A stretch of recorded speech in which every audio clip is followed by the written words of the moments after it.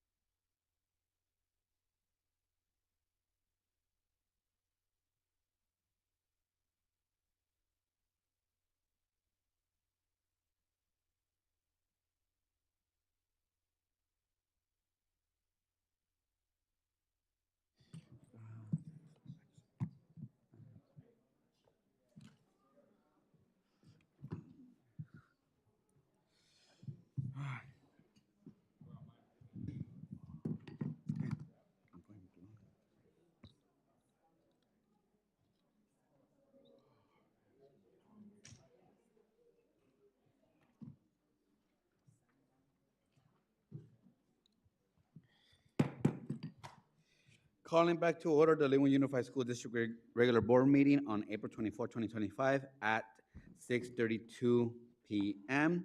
Superintendent, roll call, please. Mr. Del Real Calleros, Present.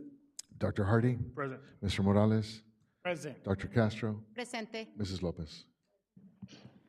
Tonight's flag salute will be led by Helen Keller Elementary School.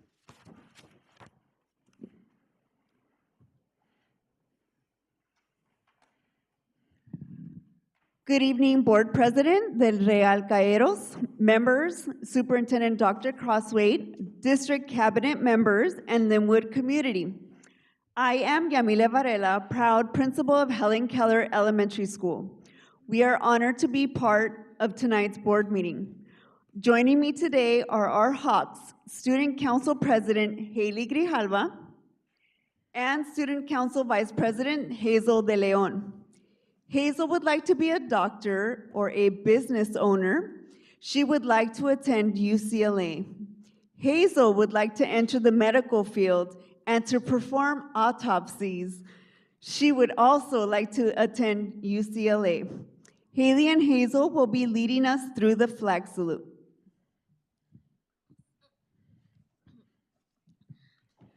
Please stand.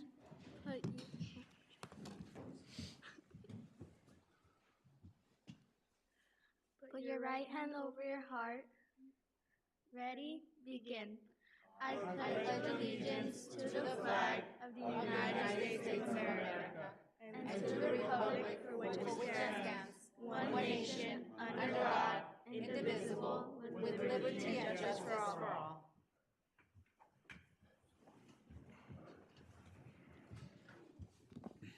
Thank you, Helen Keller Elementary. At this time, we would like to hear from our student board representatives.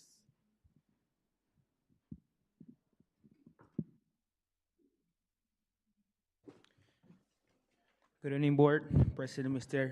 Julian Del Real Calleros and the Board of Education, Superintendent Dr. Crossway, members of the Cabinet, and the Lynwood community. My name is Omar Gomez, and I am the Student Board Representative and a member of ASV for Vista High School. This is Vista's Board Report for April 24, 2025. LPAC testing was held from March 18 through March 28. Hopefully, we have several students reclassify. Our seniors took their cap and gown pictures on March 19. Can't wait to see their pics in the yearbook. Vista School Site Council meeting was held on April 4. Important topics were discussed by all stakeholders. On Saturday, April 5th, we had a Community Day of Service and Senior Activities presentation. Several parents came to help us beautify our school. On April 8th, our Vista ladies participated in Women's Empowerment Workshop. It was a very informative and motivational experience for them. On Thursday, April 10th, our Vista students who participated in the welding class at Compton College were highlighted by K-Call News, Way to Go Eagles. His Student of the Month was held on April 11. Congratulations all participants. Students who participated in the out-of-the-box entrepreneurship workshops and financial literacy workshops have completed the final class. It was a great opportunity for all students who participated. We had 6 students that meet graduation requirements at the end of third quarter. We congratulate them. And this concludes Vista's school report. Thank you.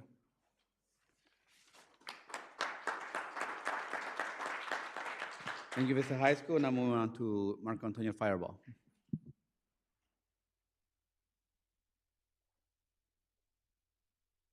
Good evening, Board President, Board members, Superintendent Dr. Crossway, District Cabinet members, and the Lynwood community.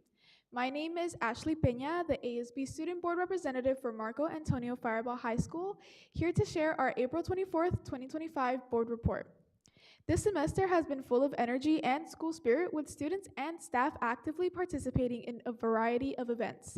Here are some of the highlights. Falcon Fest was a huge success. Students enjoyed real carnival games, live entertainment, great and trendy foods, obstacle courses, inflatables, face painting, and caricature artists. Attendance surpassed our expectations and previous years. Leading up to the event, Spirit Week included themes like Green for St. Patrick's Day, Meme Day, Soccer Mom versus Barbecue Dad, Jersey Day, and Outfit Swap. Our creative promo, which were mysterious question marks around campus, got everybody talking. ASB has been making Falcon Fridays better than ever, hosting fun lunchtime events every week to give students something to look forward to. Past activities include cupcake decorating, an Easter egg hunt, tie-dye, and more. To celebrate Earth Day, the grand opening of the new school garden, Evergreen hosted a fun event on Wednesday. Students enjoyed a variety of activities from chalk drawing to making bouquets, along with plant-themed tables and a guided garden tour. Other highlights include the Pi Day celebration, the Young Actors Guild Mean Girls Junior play, a 13-2 baseball game win over LHS, the Biomedical Club's blood drive, open house, and many more. This concludes Firebaugh High School Student Board Report. Thank you. Thank you, Firebaugh High School. Next, we have Lynwood High School.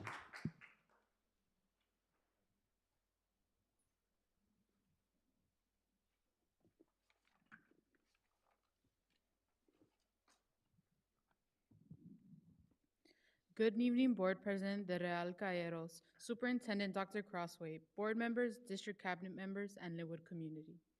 This is Lynwood High School Student Board Report for Thursday, April 24th.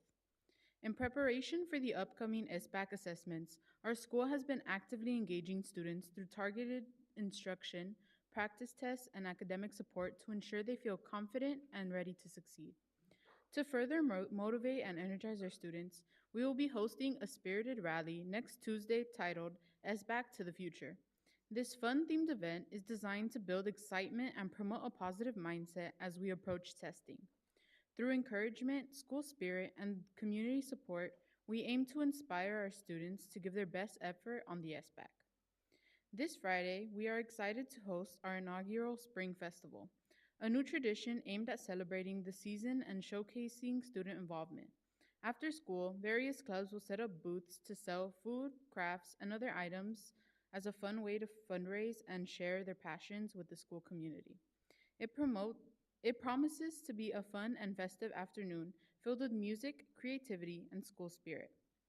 As May 1st approaches, we are actively preparing to celebrate Decision Day, a special occasion recognizing our seniors' post-high school plans.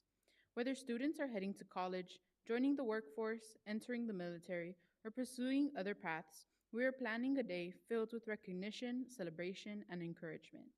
Decorations, shoutouts, and activities will help highlight each student's next step and honor their hard work and accomplishments throughout their high school journey. The biomedical students attended the Skills USA State Conference over spring break. 4 students attended, competing in 2 different competitions.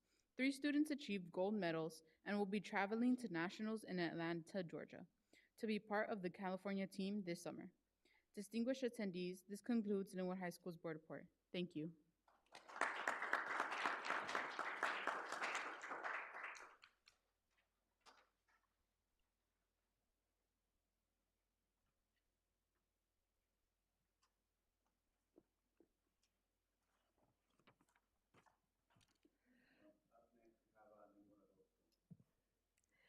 My bad. Good Up evening. next, we have Lynwood Adult School.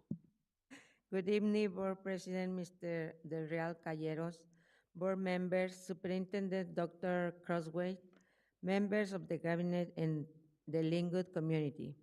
I am Yolanda Hernandez, Student Board Representative for Lynwood Community Adult School.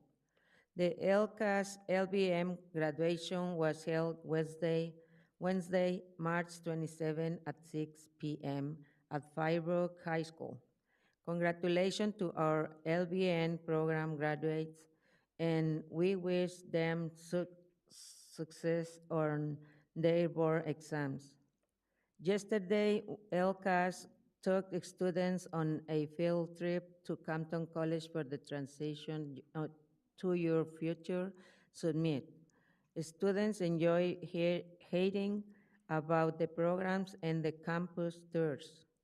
LCAS, in partnership with Campton College, EOC held financial aid workshop during the month of March.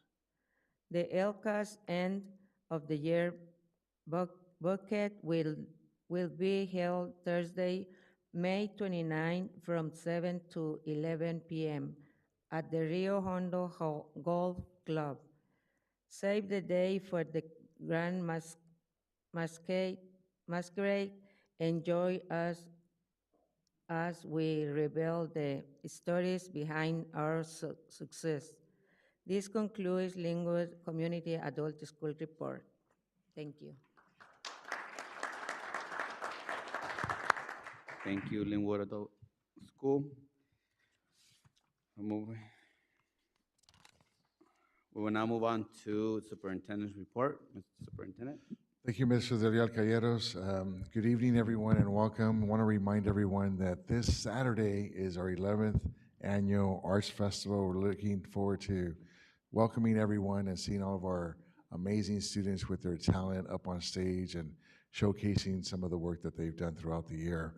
And then next week, I want to remind everyone to join us for our 5K, 10K walk or run and it falls on Mother's Day this year. Really excited to welcome everyone for that. A lot of good energy. So moms, come on out, bring the entire family, bring the pets. It'll be a nice family event, and they can continue on with your festivities for the weekend. If we can go on to the next slide. Yesterday we had a chance with LTA, SEIU, and CSCA leadership to go out to all the school sites, including our maintenance yard and district office, to be able to recognize our classified and certificated employees of the year, and they will be recognized at our upcoming board meetings next month in May. But just really a wonderful event, and we were able to basically visit all 18 locations and recognize almost all of our employees, at least the ones who were here yesterday. But again, I want to thank our members, Cindy from SEIU, Diana from CSCA, and of course Glenda from LTA for joining us. I know they were pretty tired at the end of the day, but we made sure they had a little 15-minute break this year because it is a pretty long day and stuff. Let's go on to the next. And then over at Fireball, we got a chance to see their new garden, and so I want to congratulate the students and the staff there who really did an amazing job in securing some grants and then persevering and putting up a nice wonderful garden. And so with that, we're also recognizing our this year's Spelling Bee champion. And so with that, I'm going to pass it over to Dr. Jensen. Good evening, Mr. President, board members, Dr. Crosswaith, cabinet members, and members of the community. It's my honor to introduce the esteemed Director of Elementary Education, Ms. Sandra Verduzco, who is going to assist us in recognizing the linguistic brilliance of our 2025 Spelling Bee winners for this year. So, Ms. Verduzco. Thank you, Dr. Jansen. Good evening, Board President del Real Calleros, board members, cabinet, and the Lynwood community. It is my great pleasure to recognize the outstanding achievements of 3 incredible students who demonstrated perseverance and an impressive command of language during our district spelling bee, which took place on February 12th. And please join me in celebrating our spelling bee champions, starting with 3rd place winner from Abbott Elementary School, Juliana Almazan.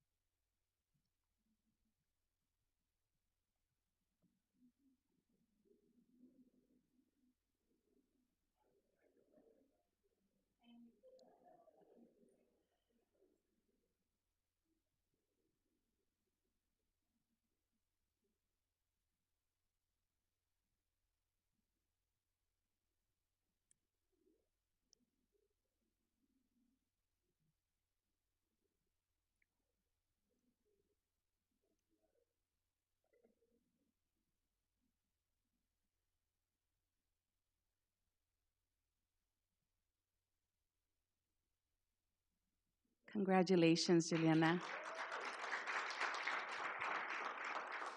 And in 2nd place from Hostler Middle School, let's congratulate Perla Ramon Sebastian.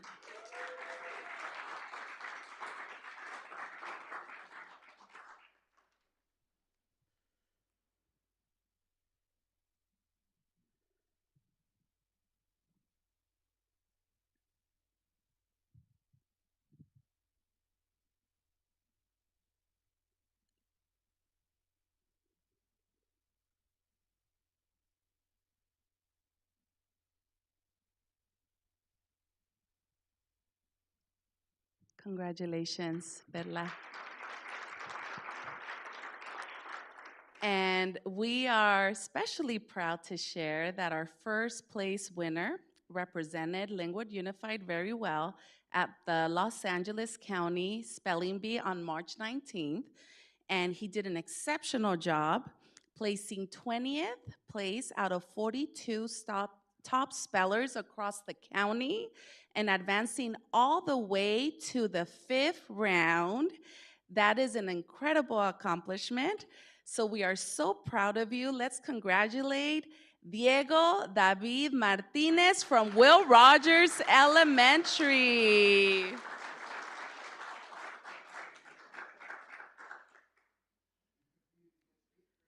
He competed against 8th graders, and Diego said, I am ready to come back next year.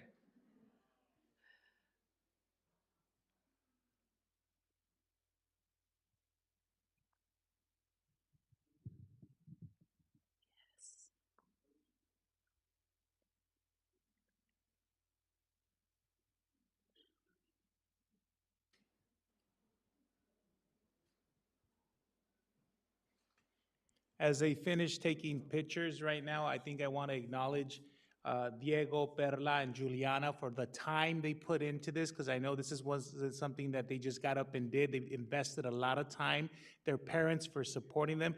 And I definitely want to make sure we address the teachers, the coaches, the countless hours you put in helping them and supporting them. And they did well, they did amazing. Diego, thank you very much for representing Lynwood Unified at the county level. And, we understand that you're going to be going back next year. So we're looking forward to first place next year, Diego. Congratulations.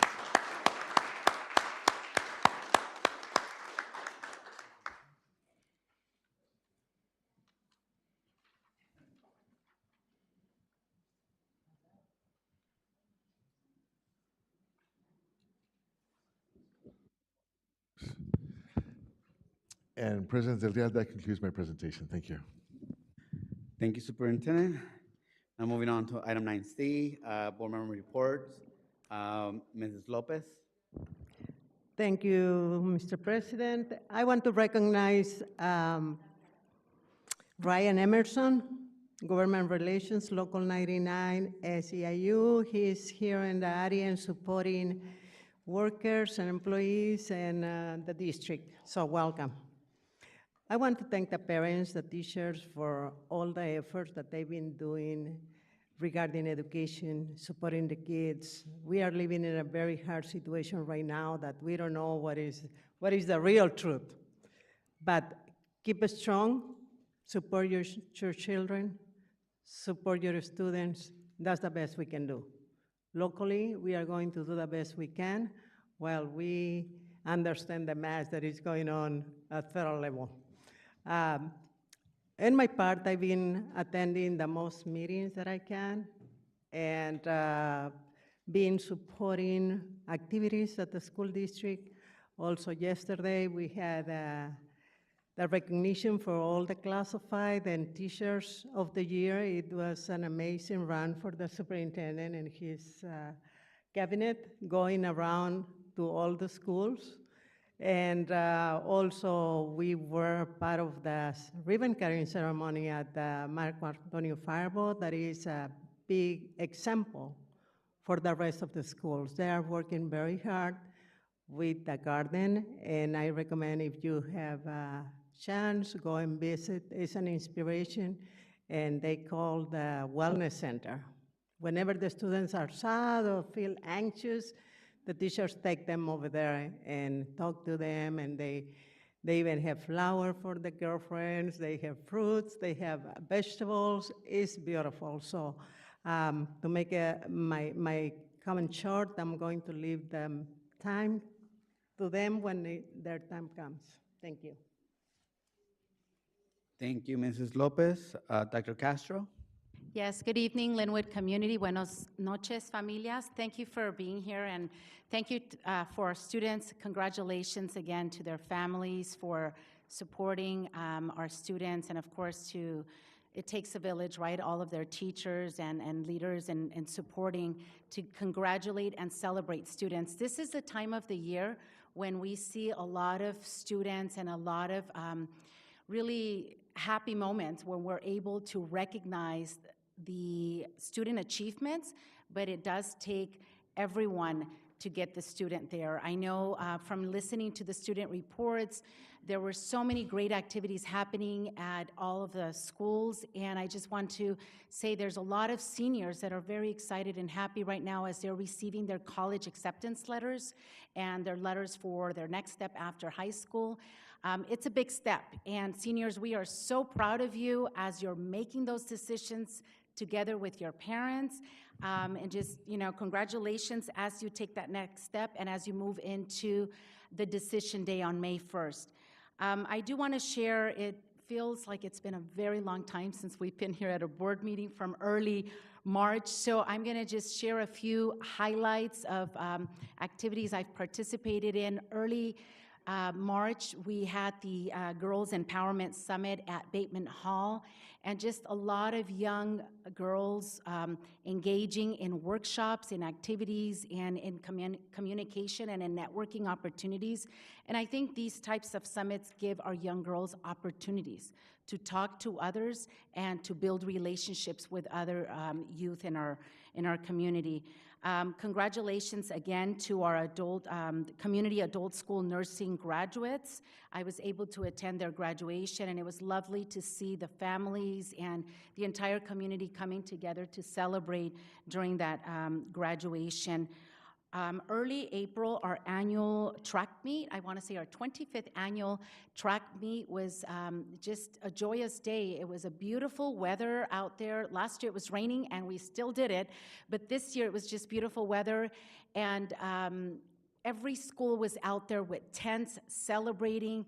Our teachers, our classified staff just cheering on of our children, and it's great to see our students enjoying a lot of these different athletic and track meet activities.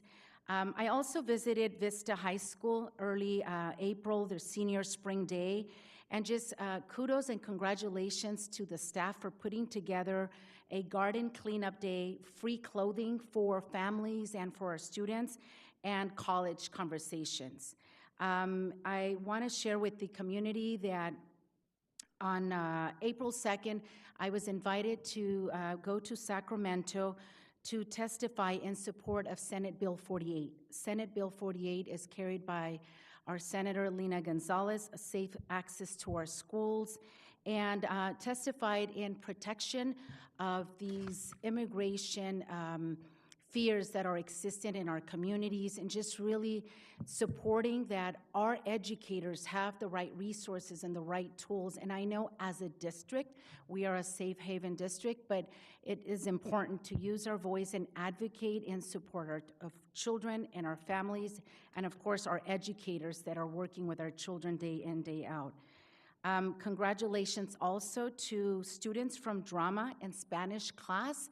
I attended the Mi Pachuco Life Suit theatrical performance. That was amazing to see. One of our young men was here tonight, but just to see their talent. And many of these students are learning a new language, and they're learning lines in English and are able to stand on the stage. So that's very, very impressive. And with that, I want to say again, congratulations to all of our teachers and classified staff that were recognized. Thank you for your love, and thank you for your work. Thank you, Dr. Castro. Mr. Morales? Thank you, Mr. President. Briefly, I want to acknowledge talk about two issues, just because, they're real. And sometimes people wonder whether things are real or not, and where we're going as a nation. It's very questionable. But I know we all heard about the ICE visit in LA Unified about 2 weeks ago or last week early. But I gave a consultation to one of the families, and let me tell you that the little boy was 12 years old, and he did have a deportation. And it's my opinion that they were there to pick him up. And I can only imagine what will happen the day they start coming to pick up our children, and basically it has happened. The dad explained to me that he basically brought his son over, and he didn't take him to court because he was afraid. So they deported him by not going to court in absentia. The young man is here without his mother, so he is eligible for a immigrant visa as a juvenile, but he did not know this, and it is a process that he can undertake, but he'd have to reopen his immigration case as well. But I can only imagine what would have happened if LA Unified would have given them access and they would have taken the little boy away. So I like to acknowledge LA Unified for standing up for their kids, and I hope that we all have the courage to do the same, because these are issues that are being experienced by our young kids and by us. And, it's shocking that we are at that point here today. In addition, I'm going to talk about it briefly, but I want to be careful because, as time continues to go on in this presidency, people start to question what is going to happen and what's going to happen to us. There's talks about them coming after immigration attorneys for obstruction of justice for informing people about their rights and about what to do or what not to do. This registration law that has passed and has already been held up in one court in Texas basically has asked anyone who is undocumented to register. But this is done in an effort to identify people. And the last time they did this was in 2001 after 9/11, and every single person that did was deported. So if they register, you can only imagine what's going to happen. So would I tell you not to register? I mean, I'm just telling you what will probably happen. Because if I were to tell you not to register, I could be arrested. I mean, that's ridiculous when they start to arrest the attorneys who are here to defend the people. But it's a situation that we are living, that I'm living, and, we have to look out for our young people and for our immigrant community because they are the ones that are defenseless. And, these talks about, deporting citizens, they're talking about people who have dual citizenship. So if you're a citizen of Mexico and the US and they want to deport you, they're saying we want to be able to deport them to Mexico because Mexico can deal with them. And I'm like mind blown that that's actually being proposed out there. And if you guys don't think it's real, this whole issue about birthright citizenship, that you're born in the US and you're a United States citizen, it's being challenged up in the Supreme Court, and they're going to hear arguments on May 15th as to whether or not you're born in the US, and if your parents are undocumented, you are not going to be recognized as a citizen. That's what they want to do. So these are real issues that are occurring. They're at times they're complex issues because people don't understand what due process means and what it is, and even people who are supportive of what the president is doing don't really understand it, because when they come after them and they say, but I'm a U.S. citizen, and they say, I don't believe you, get on the plane. And so, no, but I'm a U.S. citizen, I don't believe you, get on the plane, and they take them, they're going to understand that due process is important, because due process would give them the opportunity to show that they are a U.S. citizen. And they don't understand that that's what we're fighting for. We're fighting for the rights that people have to be able to present their case. Not saying, for example, that that gentleman is or is not a gang member, but give him the chance to present his case and not just take him and put him on a plane and disappear him. And if you guys don't think it's true, look at social media. They're basically getting out of cars that are not marked in plain clothes with their face covered and grabbing people and throwing them into cars and taking them away. It looks like a scene from the cartel where they're kidnapping people and sequestering them. And that should send chills through everyone's body, because those people are being taken without the ability to speak or to do something for themselves. And what they want to do is be able to do that and take them straight to a plane and out of the country. But who are they going to do that to? Anyone who opposes them? So that's what we're looking at. So it's really quite chilling what we're seeing. And, it's not really an issue for me of Democrat or Republican. It's an issue of, do we believe in the principles of this country and the foundation of what we were built upon? That every man and woman should be free, that we should not be restrained, that we have the ability to be protected by the Constitution, and now they're trying to destroy that Constitution. And people forget the oath they take.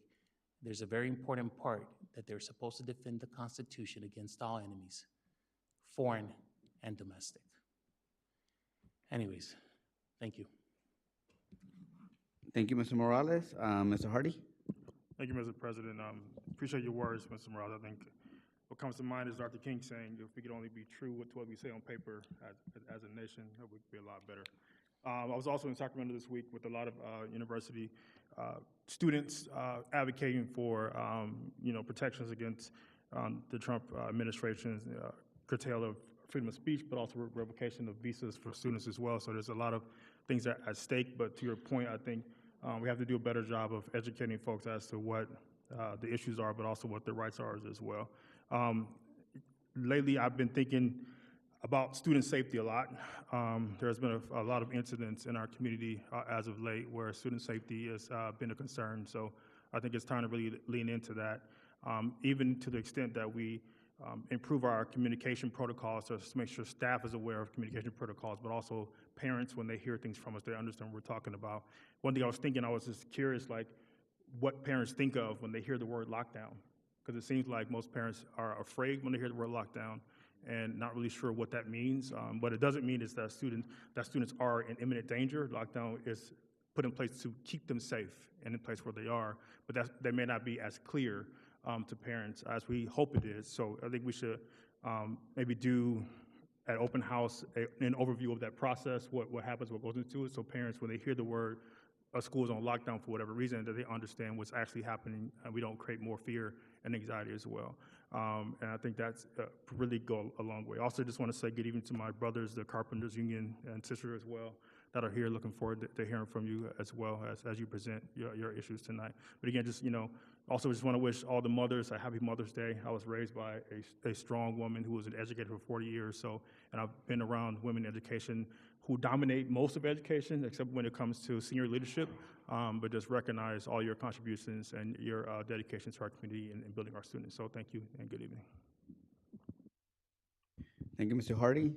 So for my report, first, I want to thank everyone for being here today, especially our union brothers here. Nice to see y'all again.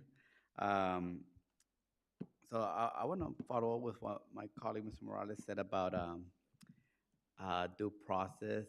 I know a couple of folks, and Mr. Morales will know that someone very dearly to me is going through a legal process in Mexico, and throughout the past year, for me, it's been like, oh, this will never happen in the States. Mexico's legal system is totally different to ours. And I'm like, we have due process, we have the presumption of innocence, this and that. And then what's happening right now is like I just got slapped in the face with a big wave. I was like, yeah, that's not exactly what I've been telling them. And it is pretty scary. So scary that you even have a Republican senator saying that this is scary. You have a Supreme Court, a majority conservative Supreme Court, telling the administration that you have to bring that gentleman back to the state and give him due process. And that's how bad it is. So, like me, definitely agree that it doesn't matter what this individual has done, whether you're trying to link him with organized crime, he deserves due process. We all deserve due process. So moving on, I hope everyone had a great Easter. I certainly did. I traveled down to Mexico, to the beautiful state of Veracruz, and the city of Cordoba, which they call it a magic pueblo mágico. It's funny because Cordoba is basically the Philadelphia of Mexico. It's where the treaty was signed that independentized Mexico from Spain. But there's no airport there, and there's very minimal tourists, and it's like, wow, they still have a mansion that used to belong to a viceroy, which was the governors that ruled certain regions in Mexico during its colonial times. During our moment between our last meeting and this, I did attend a baseball game not a baseball game, a softball game between Fireball and Fremont. My employer, where I work at. So it's great to see, students from my community and students where I work at battle out on the field. So I kind of know I'm gonna have to hide myself one way or another, either from my students at work or from the young ladies here in the city. But it was a great game. So this upcoming week, I will be going to Washington, D.C. to attend a conference advocating for education with a CSBA, um, especially now that there's a lot of things moving around with the Department of Education. So far, waiting on a finalized agenda, but hopefully we do get to speak with not just lawmakers, but also people within that education department and let them know here are 2 cents about what we feel about certain policies. Um, but lastly, I want to end my report with recognizing the passing of Pope Francis, the leader of the Catholic Church. And what I want to recognize about him is because he was a outspoken advocate for people who are vulnerable and the poor. And who is more vulnerable but children, right? And last year, the Pope attended an assembly where they discussed education and uh, education and culture. And something that he said, and I want to read, and I quote, "It is a moral imperative to change this situation because cultural genocides do not happen only due to destruction of heritage. It is cultural genocide when we steal the future from children, when we do not offer them conditions to become what they could be." And that was in reference to the fact that there are 250 million children and younger people on this planet who lack access to education. And that includes even here in our country. There's certain parts of this state and parts of the country where like the access to education is very, very still tumultuous. We're very enclosed city, but in rural America, a kid making it to school is not just walking um, half a mile or quarter mile. It's like walking through wilderness to get to school. Um, so definitely want to recognize the Pope for his valid commitment to education, but also in terms of where we're going right now with issues of immigration, where at least in my situation, I'm still struggling trying to bring kids over to school, and they don't come because they fear that walking home, um, they might get round up, or even walking from school to home. And at first, it's like, well, kind of waiting, will it happen or will it not happen? But since our last meeting, it has been happening because 3 of my students, either their homes have been rounded up. One parent called us saying that do not let anyone pick up her daughter, a student who I had in my classroom last year, because ICE showed up to their house. And she wanted to that her daughter not to walk home, to stay at school, that she was going to come for them. So it's like at first, like, would it happen? It would not happen. Now I know it has hit me in my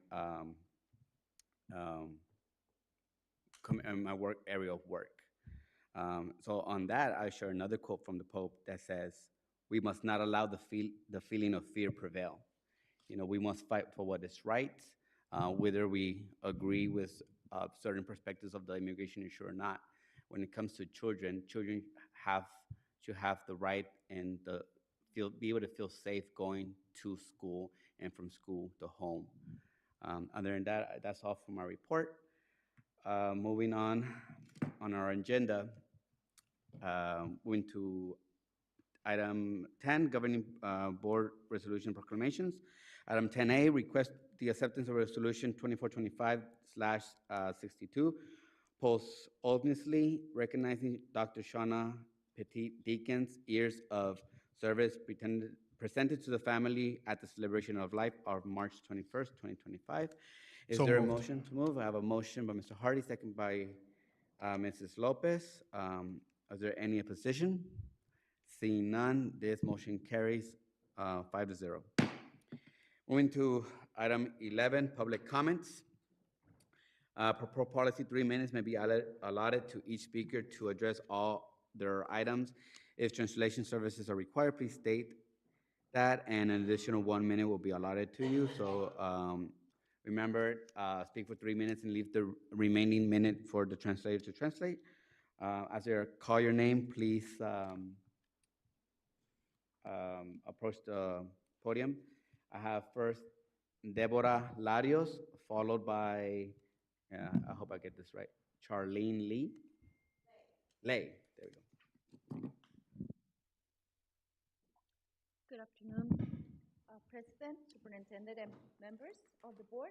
I'm just talking about in the agenda 14E is in technology and innovation.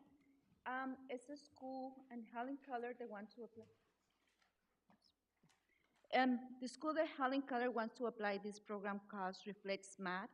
And I was doing research, and it does not good research, not good reviews. It says it's really bad for kids and make them anxious and other things. This is review from Google and other sites in the website. I just ask you guys to double check, make sure that it's a good program. As I know already on Chromebooks, we have the program CAN, that is an excellent program that they can continue working on. And like I said, I'm just asking you guys to review and go for it. It's another program called Excel that is very good program. So just for that, just to make sure that this program is good for the kids and it's gonna be best, especially now that we're in a budget. So just to try to implement the money when it's gonna bring the results that we're looking for. And that's all. Thank you. Thank you. Up next, Charlene Lay, and followed by Evangelina Cruz.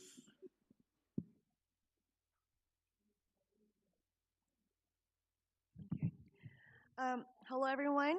I'm here to address the concerns of laying off the teachers in Lynwood and school funding. We can see the district office is overstaffed with too many assistant superintendents, directors, assistant directors, leads, coordinators, office assistants, and of course, consultants. These staff should be receiving the first layoff, not the teachers.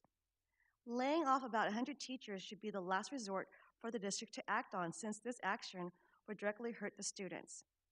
According to the interim report, Proposition 28 was allocated $4.3 million, and the Learning Recovery Emergency Block Grant was allocated $8.9 million for this school year.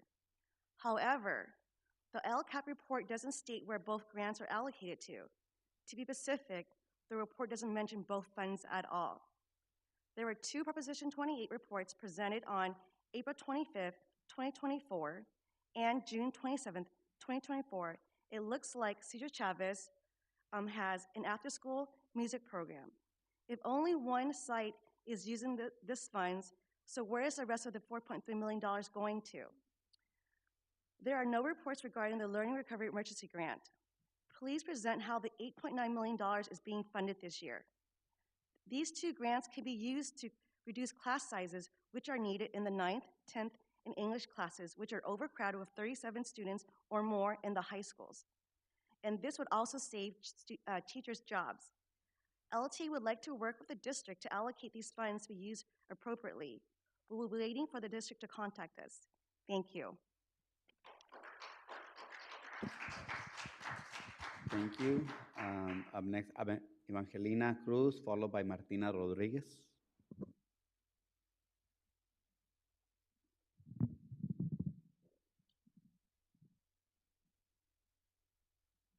Good afternoon, board members and community member. I'm a parent and I'm proud member of this community, and I care deeply about our people and the well-being of our students. First, I want to sincerely thank you for addressing the safety concern at the Fireball School by fixing the hole where the students were able to leave campus during school hours. Your action has made a difference in keeping our students safe, both inside and outside the school. While the principal may not always respond to emails, I appreciate that he takes action, and in the end, that's what matters most. However, I believe there is still work to be done when it comes to build stronger relationship with our school leadership. Despite our efforts as parents, volunteers, and community members to collaborate, we often feel dismissed or rejected. We want to be involved. We are here because we care and we want to support the success and safety of our students and the strength of our community. Thank you for your time and for continuing to work with us. Thank you. Thank you. Up next, we have Martina Rodriguez, followed by Kobe Joe Perez.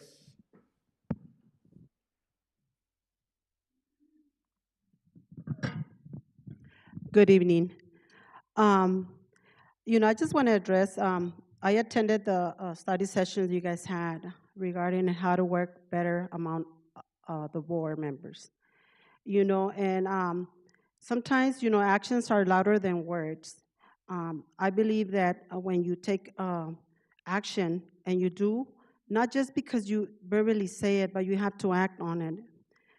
I think also that the superintendent needs to be more involved in these sessions, because I've seen how he has asked.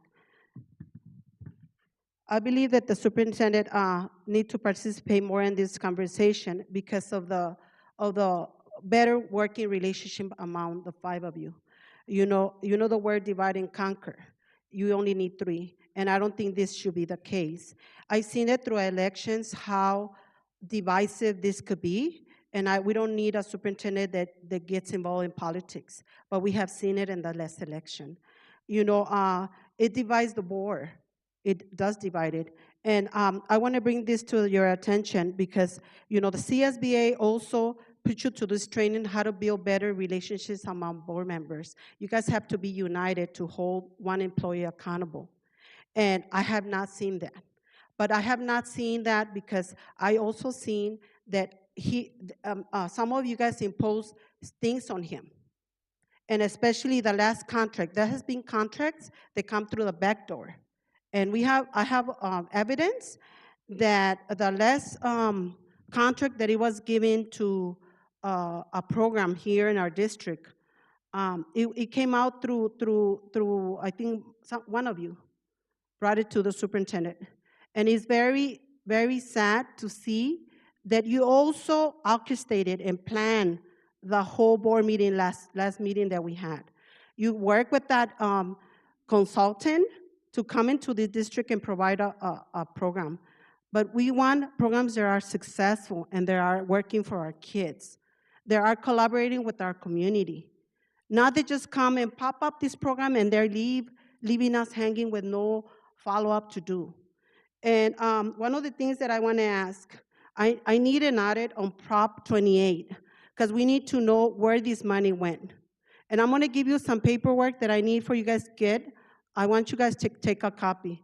And after voting, giving a contract to this person, then you guys had a fundraising here in the same business. I have also the paperwork where it proves that you guys did that. Look, all these companies supported this project. How much money did they get? They got from all these what is it? Nonprofits. I want to give you this information so you can see it. Thank you, Ms. Rodriguez. Next, we have Kobe Joe Perez, followed by Rosa Galvan.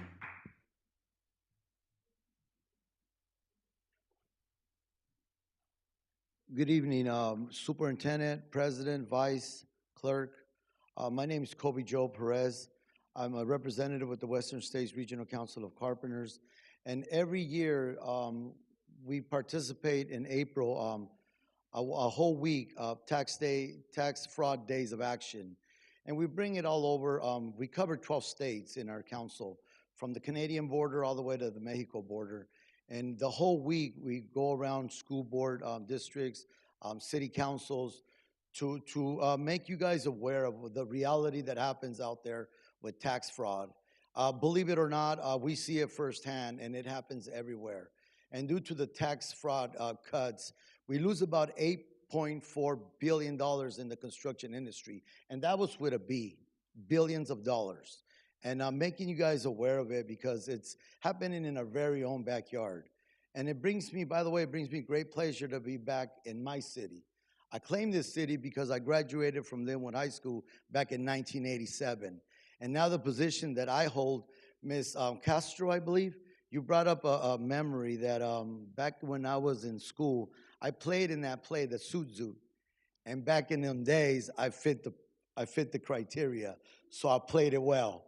I was a member of the Mecha Club back in Lynwood High School, so it brought me some memory. But back to what I'm here for.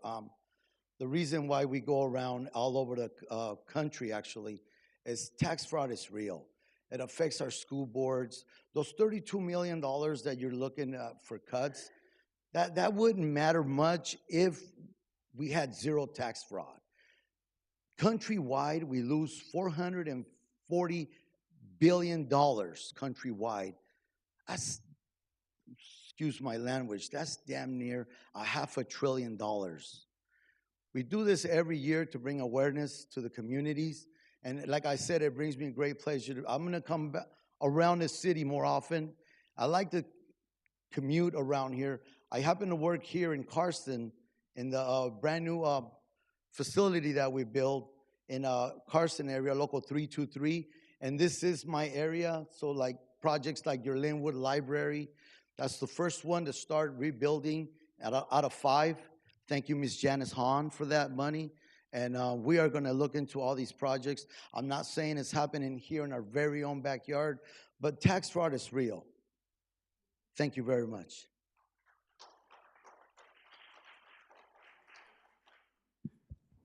Thank you, Joe Perez and fellow union brothers. Up next, we have Rosa Galvan.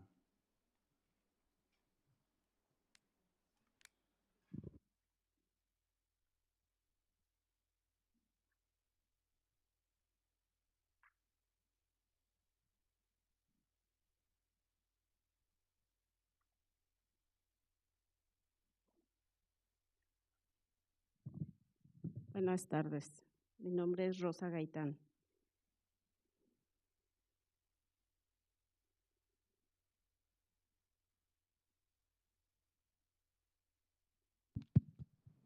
I address this board of directors with urgency.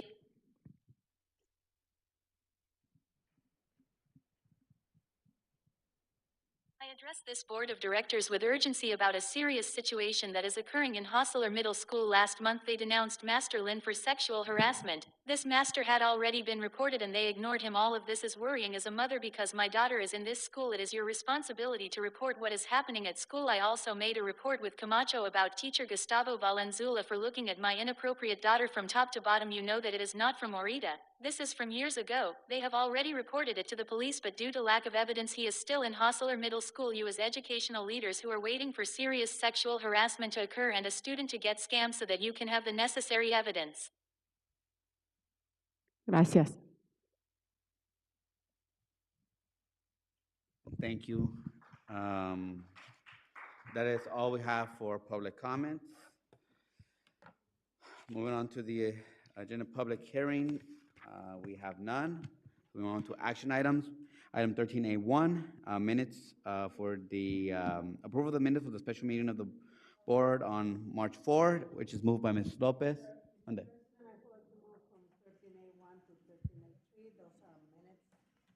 So have a motion to move 13A1 and to 13A3, second by Mr. Hardy. Is there any opposition? Seeing none, this motion carries 5-0. Item 13B, administration. We're looking at item 13B1, request approval to enter. Second. Moved by Mrs. Lopez, second by Mr. Hardy. Is there any opposition to this item? Seeing none, motion carries at 5-0. 13B2, request approval of updated facilities master plan. So moved. Second. Moved by Dr. Castro and second by Mr. Hardy. Is there any opposition? Seeing none, this motion carries 5-0. 13C, facilities. 13C1, request approval to award the exterior painting project at Rio Rogers Elementary School to Mariscal Painting. Mr. President, I'd like to move 13C1 through I have a motion to move 13C1 to 13C7 Second. by Mr. Morales, second by Ms. Lopez. Is there any opposition? Seeing none, motion carries 5-0. Item 13C8, moved by Mrs. Lopez, second by Dr. Castro. Is there any opposition? Question. Just my comment on this item is I had talked about this item at our last meeting, and the reason why I spoke about it, and I want to just clarify and just put it out there, is I think that we need to create opportunities for construction companies that are local, that are smaller, that are maybe of some kind of veteran military background, minority owned, and I would hope that maybe in the future we can kind of look into that. I think they can coexist with these, because these companies are kind of like the big boys, the big names, and obviously I'm fine with that, but I think that we need to create opportunities for smaller companies within our community to give them the chance to bid on projects that are within our community. That's my only concern, with no one in mind. With that being, call the question. I concur with your comments. What you got is there's all those in favor say aye. Aye. Any opposed? Hearing none, motion carries 5-0. Consent agenda. So moved. Mr. Zadiel, I apologize. May I pull two different items from this? I need to pull two different items. 14A17, 14 Apple 17, and 14E7. Okay, so it was item 14A17. Correct, and 14E7. 14E7. Separate vote or just off the calendar, Superintendent? Removing it from the consent agenda. Understood. Okay, so these items are being pulled from the consent agenda. Mr. Yes, Mr. Dr. Castro? President, I would like to pull for separate vote and discussion 14E8. 14E8. Pulled for discussion.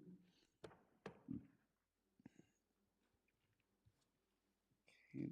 Any other items to be pulled? Okay, so seeing none, so we have a motion on the consent agenda, moved by Mr. Hardy, second by Dr. Castro. All those in favor say aye. Aye. Any opposed? Hearing none, motion carries 5-0. Moving on to item 14E8, request approval to amend the agenda item previously approved on March 14, 2024, to enter into a contract with Conservatorio Cultural Mariachi y Folklore Mexicano. Do I have a motion?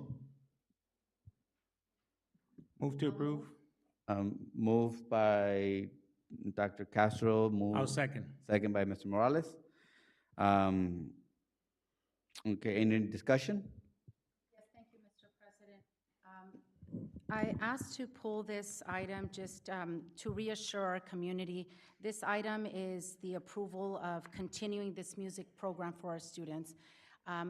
Together as a board, we know it's a priority of ours to ensure that our children have access to music programs, to athletic programs, to academic programs, and I can, fully support the Cultura Mariachi and Folklore Mexicano and this contract. I think it's important to have a conversation for community knowledge, to understand that in many ways, there have been many questions about why are we as a board stopping this program and why are we taking this program away from children. I want to reassure our community, as a board, we fully support this program. The contract was from March 2024 through March 2025. And what we saw in early March here on the board were comments from parents and students asking us to allow them to continue this program. So I can speak for myself, and I know as we've discussed this, we do support this program. I support this item on the agenda. The contract is going to continue now through the end of June. But Superintendent, as I've discussed with you, I want to make sure that we don't have interruption in services for children. It's unfortunate that we had an interruption where the mariachi program ended in March, and we're restarting it now in April. So I think just for future superintendent, if we can have contracts that perhaps are June through June, so that our children do not receive interrupted services. And then, of course, it's important that we visit the programs to make sure that the quality of the program is there. And I pulled the contract from 2024 saying that the program is going to serve 100 students. The dollar amount is here, 2 times a week, 4 hours. I personally visited the mariachi program, the folklorico program. I didn't see 100 students there. So I would encourage us to do what we can to better promote the program and give access to whatever the contract says, 100 students. And then just, Superintendent, if we can just reassure that our contracts do not interrupt services for our children. Thank you. Thank you, Dr. President. Castro. Thank you, Dr. Castro. Any other comments? Ms. Lopez? I'll call for the question. Well, before I call the question, I want to say that I'm really happy that we are extending this contract for another 3 months towards the end of the school year. Really enjoyed our kids giving us a performance here, not just during the public comment, but even afterwards at MUQuest. And I was really touched by one child who professed to me the impact the program has made towards him and his lack of be able to develop his love for music, but also that the music helps him with his own learning capacities. So with that, I call all those in favor say aye. Aye. Any opposed? If none, this motion carries the 5-0. 15 informational items only. Information only proposed board meetings dates for the 2025-2026 school year. Mr. Superintendent. Yeah, Mrs. Real Calleros, that's just a draft of the potential dates based on our board bylaws for next year's board meetings. All right, thank you. Item 16, report out of closed session. Counselor. Mr. President, please extend some patience as I go through this list. With reference to the published agenda, the actions in tonight's closed session, item 5A1, with 5-0 votes, the board approved settlement, including a fee amount of $8,900. Item 5B1, the board received information, no final action was taken. Item 5C1, 2, 3, and 4, the board received information, no final reportable action was taken. Item C5 and item C6 were not considered. Item 5D1 was not considered. Item 5E, the board received information, no final action was taken, and that concludes the readout from closed session. Thank you, Mr. Gallagher. So adjournment, is there a motion to adjourn this meeting? Move to adjourn. If there is no objection, this meeting is adjourned at 7:36 p.m. until the May 8th, 2025 regular meeting of the board. We are adjourned.